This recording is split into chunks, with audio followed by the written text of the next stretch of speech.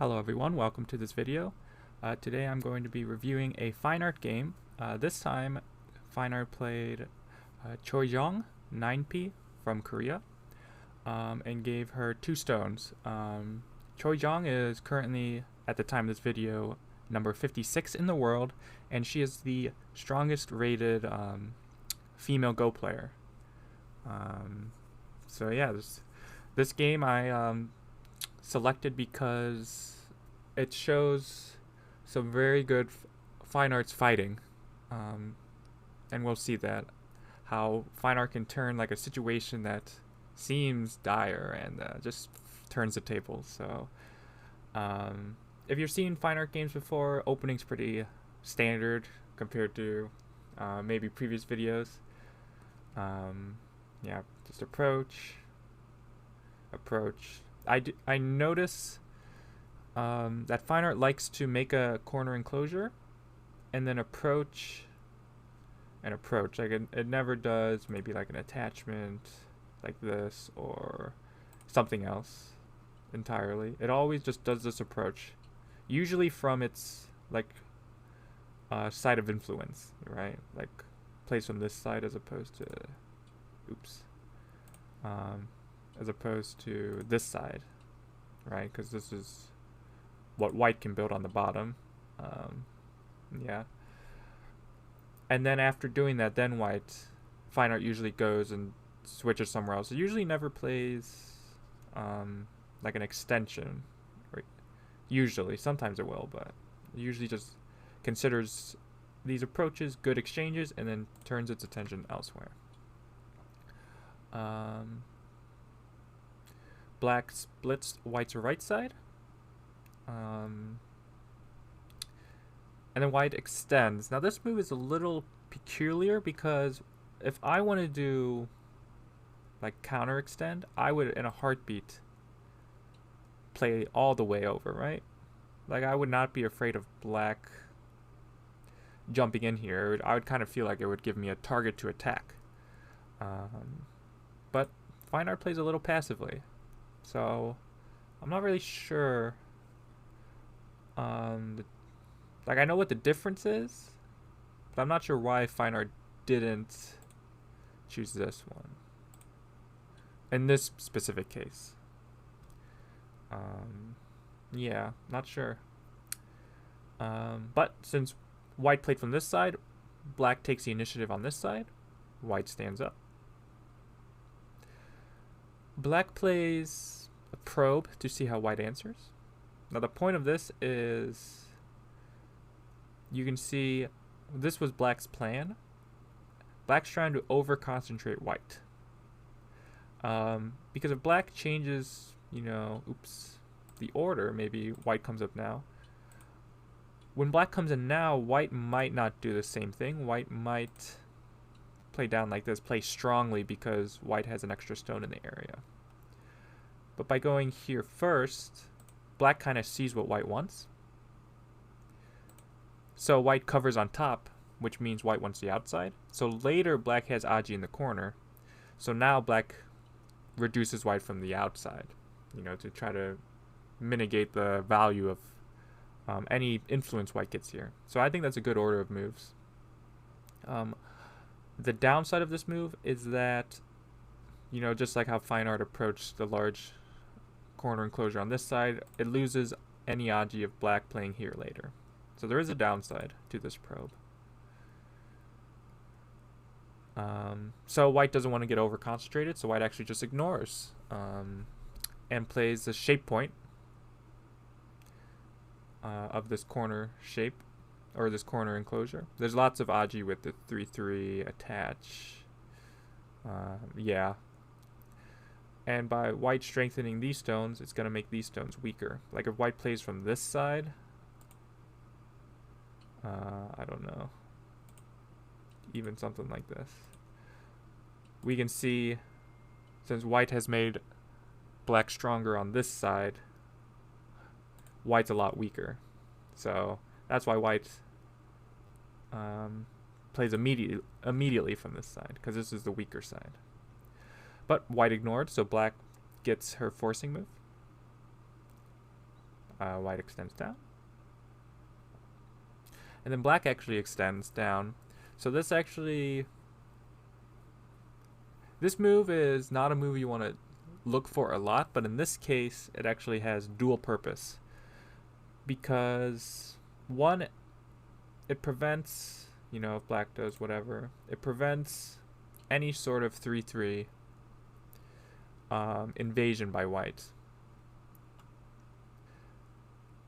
Once black goes here. But also, if white, it also gives black a backdoor connection if this group gets surrounded by playing here. So it's dual purpose. It protects the corner, but also gives black a like a backdoor plan to connect with these stones. So usually I wouldn't like this move, but in this case, it actually makes a lot of sense.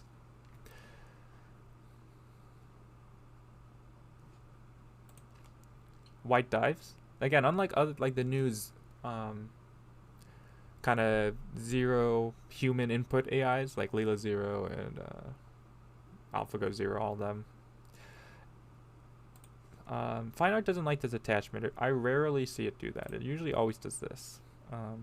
And FineArt is currently the strongest AI, which is kind of interesting that the strongest AI doesn't do this attachment that everybody claims is like so good, right? So yeah, just keeps it old school, keeps it simple.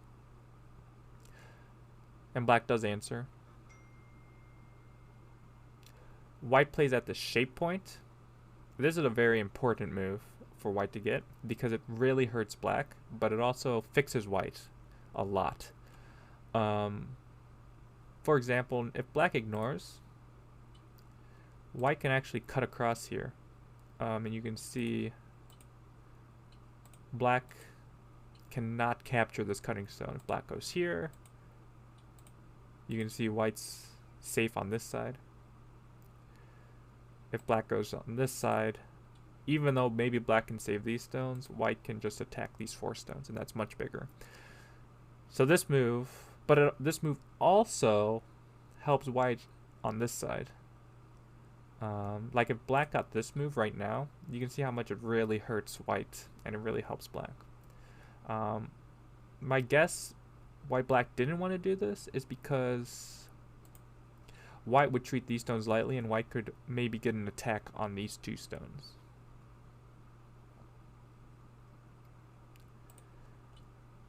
So white plays there, and then black comes down. But you can see how this over concentrates black, right? This stone is very close to these stones here. White attaches. Again, trying to over concentrate black.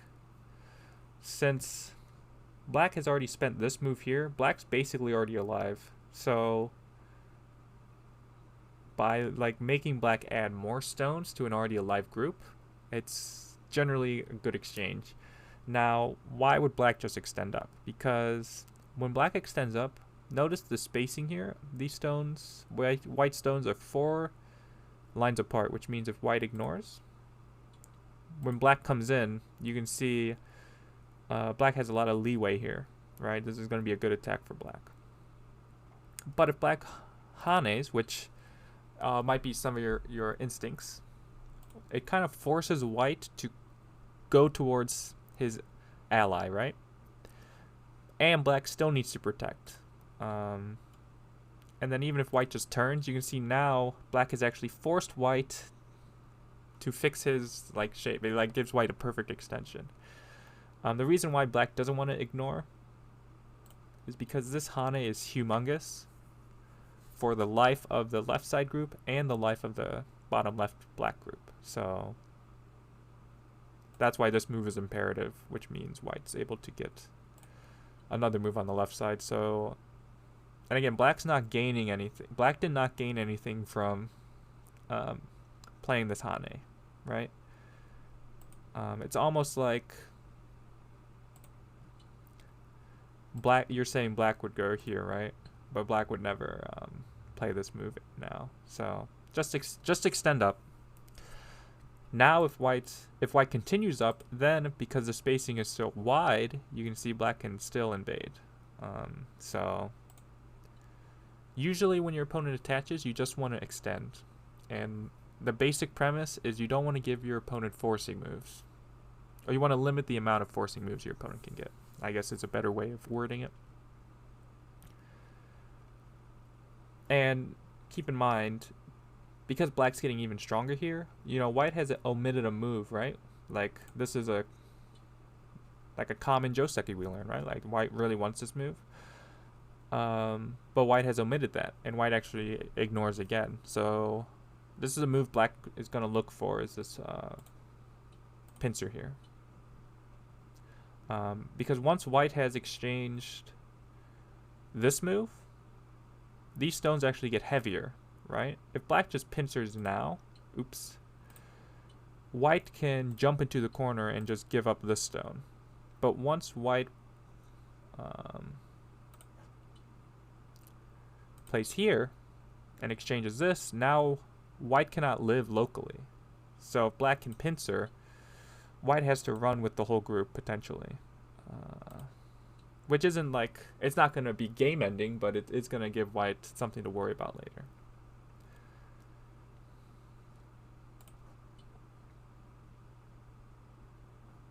White attaches here. Again, this is the, once you get this stone, this is the weak spot of this enclosure. Black hanes. Now usually white just comes down, and if black comes down, white hanes. Black fixes, white fixes, and this is a common joseki nowadays.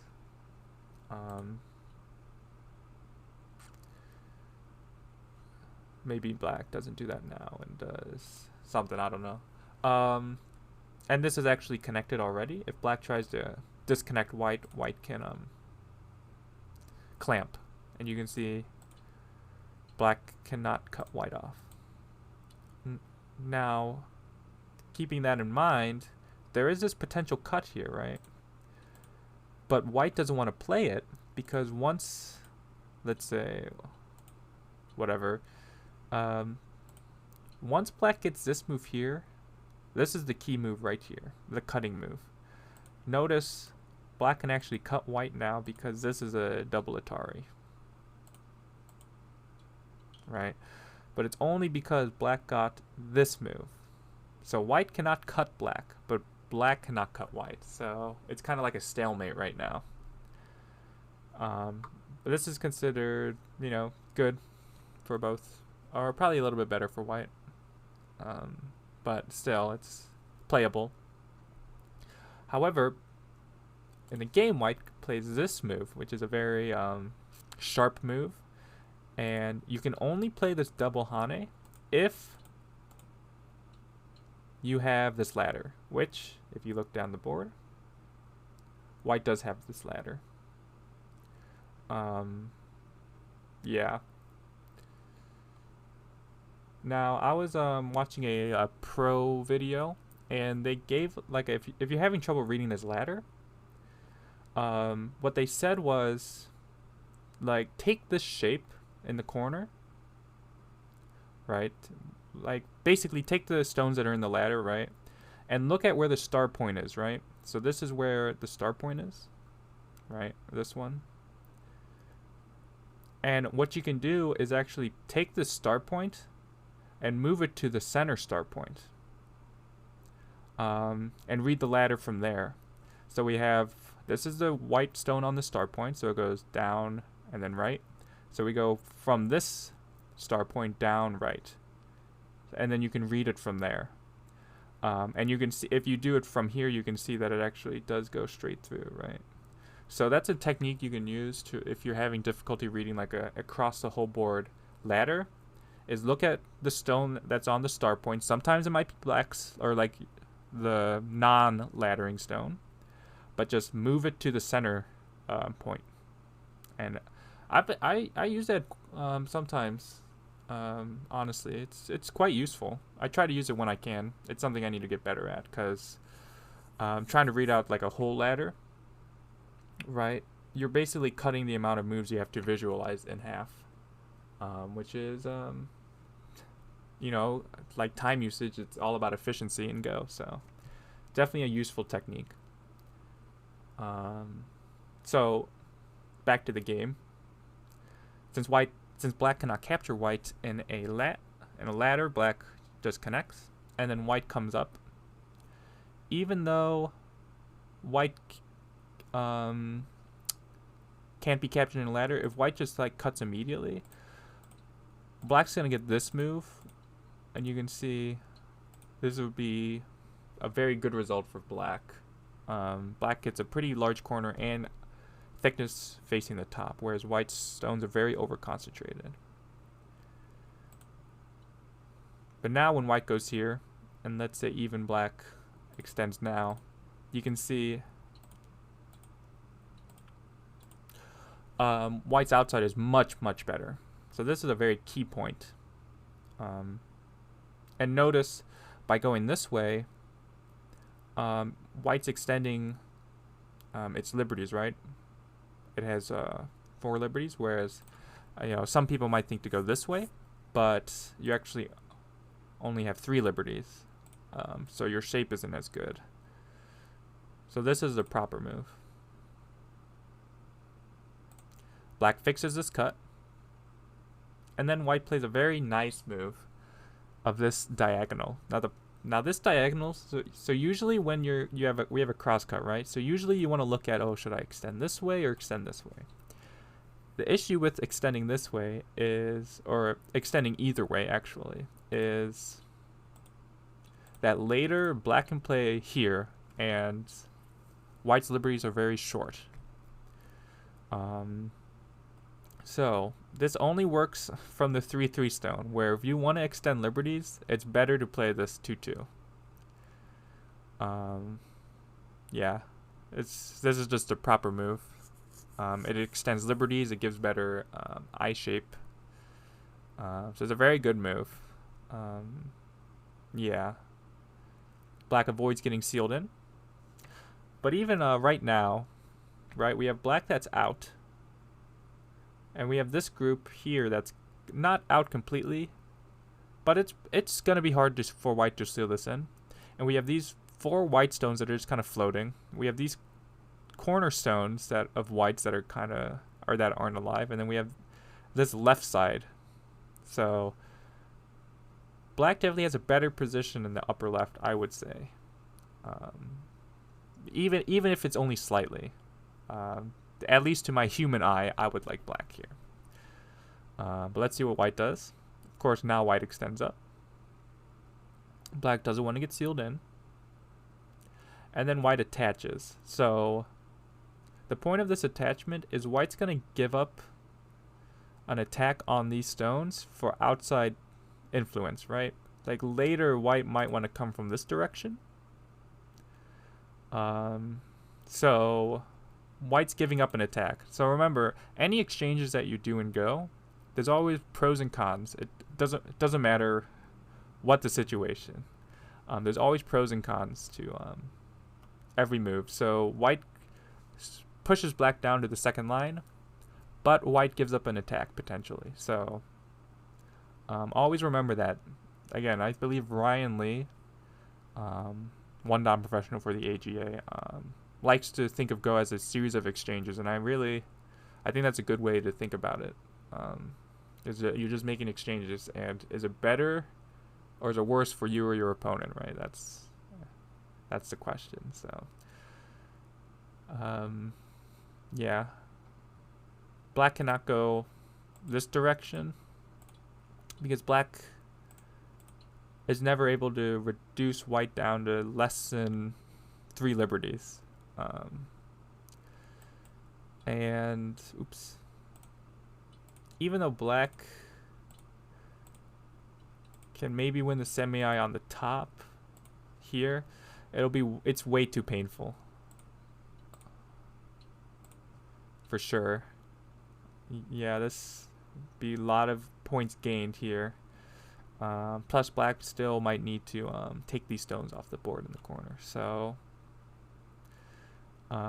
yeah, it's just better for black to just take second line cash, but again, white has a weak group here, corner, and left side. And now that white has made these exchanges, black's top is pretty strong.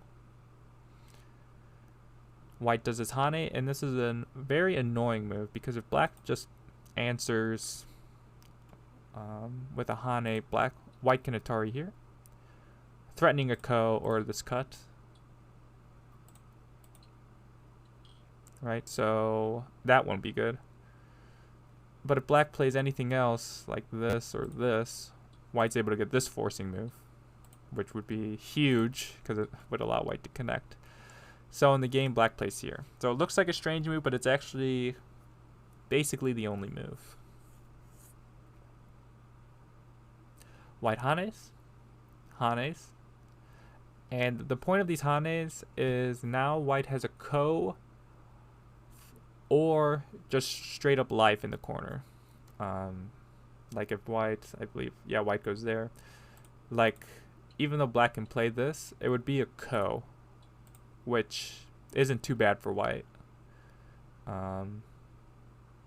Whereas if white doesn't make these exchanges, black can just Atari, and then white would be dead locally. So I think it's good timing. White jumps here. Black extends this way. And then I love white's next move. I'll leave this on the board for a second. If you can guess white's next move, I'll give you a certificate or something. I don't know. White's next move is brilliant, though. Is this move right here. Oh, it's such a beautiful move. Look at white's shape here. Wow, yeah. Even though it looks very loose, it's pretty strong, actually. It's hard for black to do anything about it. Yeah, wow, look at white's shape. It's crazy. Black jumps. Black would like to be able to attack this somehow, maybe by going here. But this group is way too weak all of a sudden. So black really can't attack this too well because black's weak here. Black jumps though, kind of forcing white to live small while black takes thickness. White extends.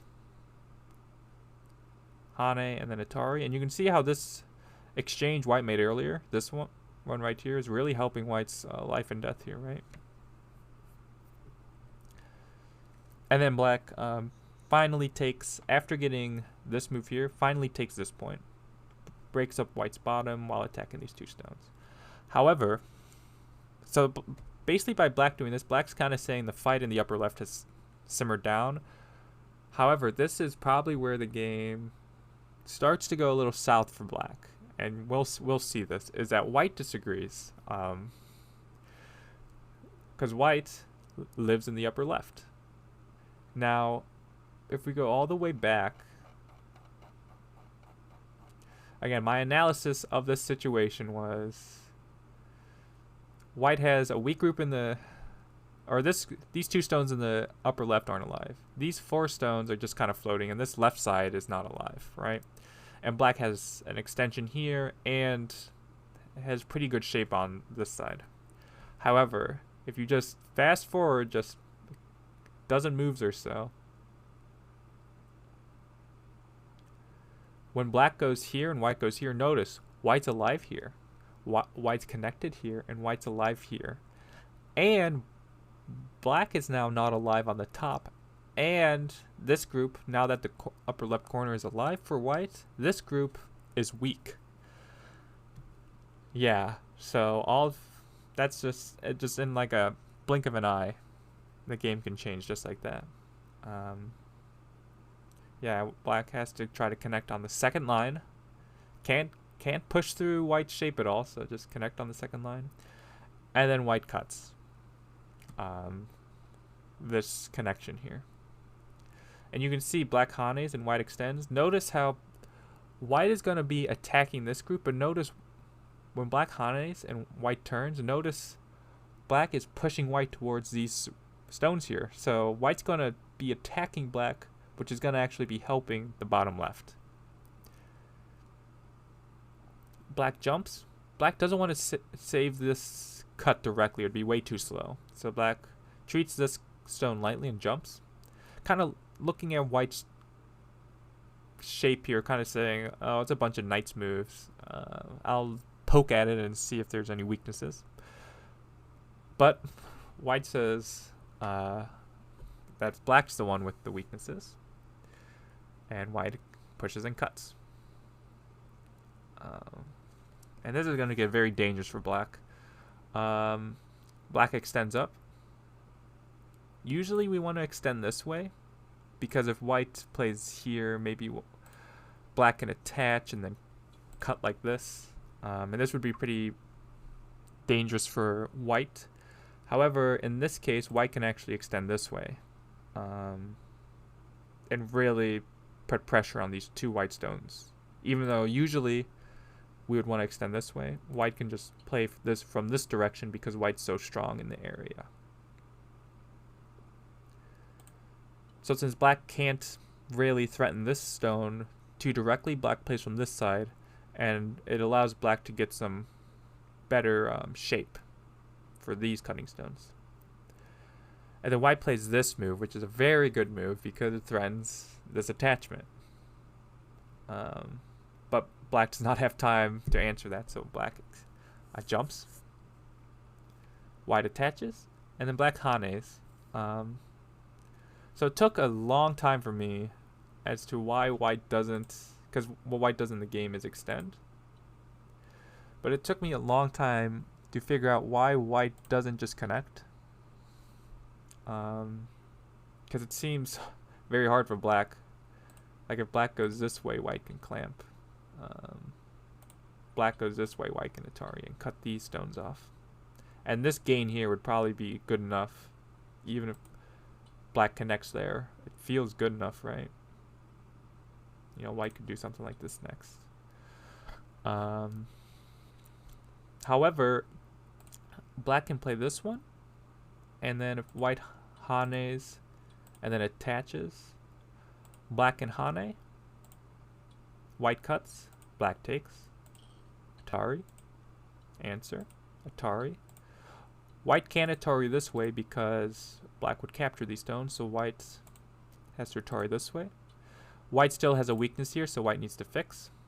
But then black can start taking away white's liberties here. And actually white cannot win the semi, surprisingly enough. Yeah.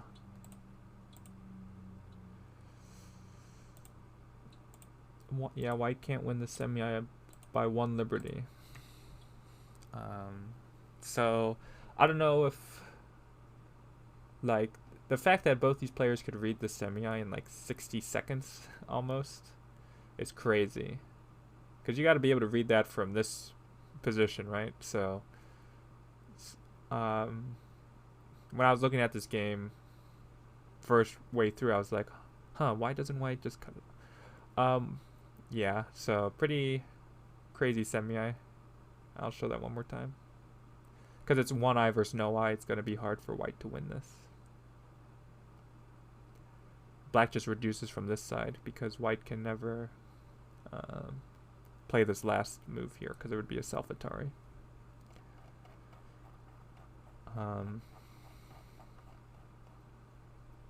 But there's a lot of other moves white can play here. So getting this move in is still very good for white. And then white extends. So now this group is still weak, and black has this group here in the center that's weak. Black crawls. White plays a very nice move here.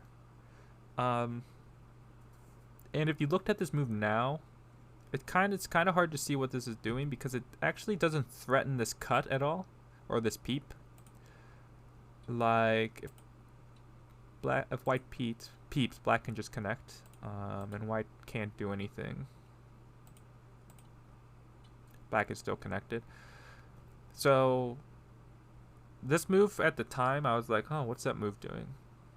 But it actually makes sense later as to what this move is doing. In the game, black plays here. Because even though those peeps don't work, one issue is that white can actually attach. And if black connects, white can connect. black still needs to connect here, and then white can play from this side. So it actually, even though it doesn't directly threaten the peep here, it's still a big move because it threatens this clamp. And this clamp took me a while to see. Even if black goes here, it doesn't help. Also, black cannot try to push through first because white can actually ladder these stones, and it would go to white stone here. So that's why this move's big. It's because it actually threatens this clamp. So black fixes. White attaches, and now we're going to start to see the use for this stone. Yeah, so black needs to take Atari and then jump. I think again this stone is going to come in useful very soon. Black plays here, trying to. We have a 3-space extension, so black's trying to cut through.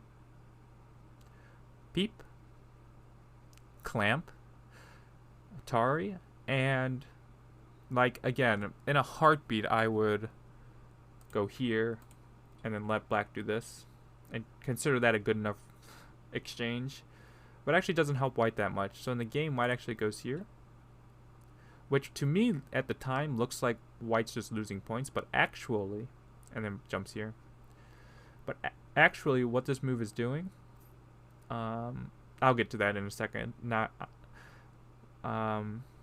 black extends here. Now the bait for this move is if you go here, black's going to cut, and if you take, black's going to Atari. But if you extend here, black can extend this way. So the point of this exchange was that white can go this way. So in the game, white goes here, and you can see black cannot push through. So yeah, this is something that a lot of players need to realize, is that when your opponent tries to cut you, you do not need to cut them, right? Like, it actually is worse for white to cut off this stone, right? So especially with this like knight's move, always consider haning on the other side as opposed to cutting from this direction. Black plays here, and then white extends down.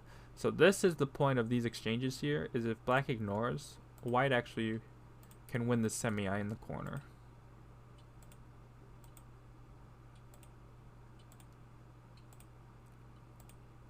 We can see white will win this by 1 liberty. Like so. So white's able to get this move in Sente, which, remember, when black played this move all the way back at like move 12 or whatever, was that this was like a backdoor connection for black. But if white can take it away in Sente, that's going to get dangerous, right? So white is able to do that in Sente. So, oops. So black fixes, and then white extends here. So the point of this extension is white would like to go here, but once black makes this move here, and let's say white tries to go here, black can actually push and cut. And even though it looks like white can cut, this is a self-Atari, so white cannot cut. But because of that, but if white goes here first, and then black answers, now you can see it's a completely different story. Because white has already made this exchange. And this would be pretty not good for black. Even though black can cut on that side, white can surround on this side, and now this left group is in a ton of danger. So yeah, this fighting is getting very out of control for black. So in the game, black cuts here. Wouldn't be satisfactory enough for black just to Atari here. So black goes here. So white says, oh, you ignored me, black, so I'm gonna get my move, which is black cannot answer directly because this move would be a double P. So black peeps here, which is a pretty sharp move. However, and then play here. So the question is, can white connect? Give you a second to think about it. Of course, you're probably thinking, oh, it's fine art. Of course, white can connect. So yeah, white's able to connect by playing this move. See, if black connects this way, white can go here. And again, black cannot cut there. Black goes here. White can go here and connect. So in the game, black just goes there. Again, needs to do something here because this move is a double peep. So black needs to do something here. But then white extends. Atari. Extend. Atari. And then extend again. Black would like to be able to capture or save these stones. But white can net here. And you can see because these white stones have 3 liberties, white's able to win the semi-eye. So black needs to turn first. But then white can capture. And then black plays his net, which is a very nice looking move because white's not able to push through and cut at all. Right? Because white doesn't have enough liberties. And if white tries to push through and cut, or tries to push through to like make black have cuts in her shape, black's able to squeeze white. And this would be very painful for white. Even if white goes here directly, black's able to hane once. And even if white can cut, black and Atari, and then extend. And again, white shape is not good here. However, white plays a very brilliant move. Like, this move is so good. White plays here. So, what is the point of this move? Is that all those moves that I was showing don't work anymore because if, let's say, black goes like here, white's able to now push through, and then when white goes here, this is an Atari. And then white would be able to cut off these stones here, which would be game over for black. If black goes here, white's still able to cut, and there's no way for black to capture this stone. Because even though it looks like white can hane, I believe, surely black was there. Oh, white would white peep and then just go here? Yes. And you can see black is now basically connecting 2 dead groups, and 2 dead groups doesn't make an alive group, sadly.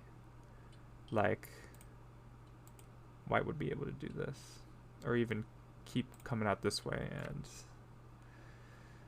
kind of, as a last resort, cut off the tail. But this would be very painful for black. So in the game, black just goes here.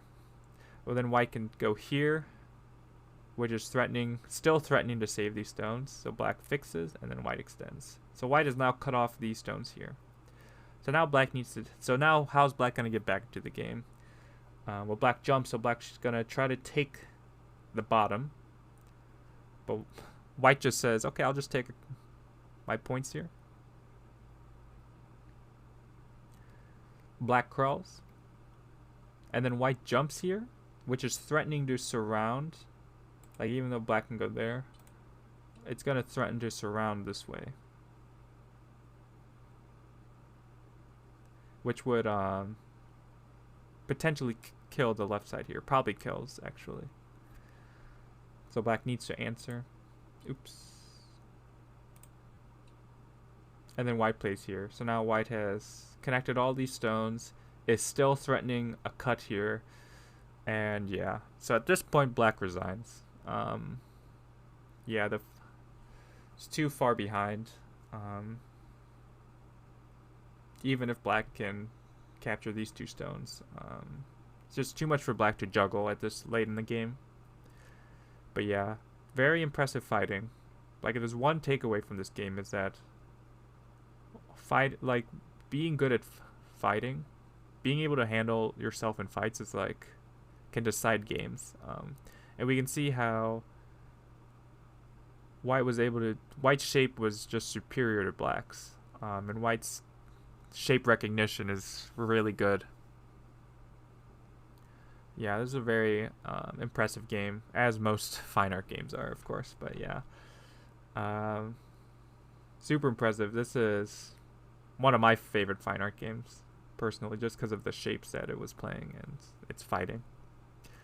A lot to learn from this game as well. So I hope you enjoyed this review. If you have any questions about it, please let me know in the comments. I'll have a link to the game record of this game if you want to take a look through it yourself. And yeah, I hope you enjoyed the video, and I'll see you in the next one.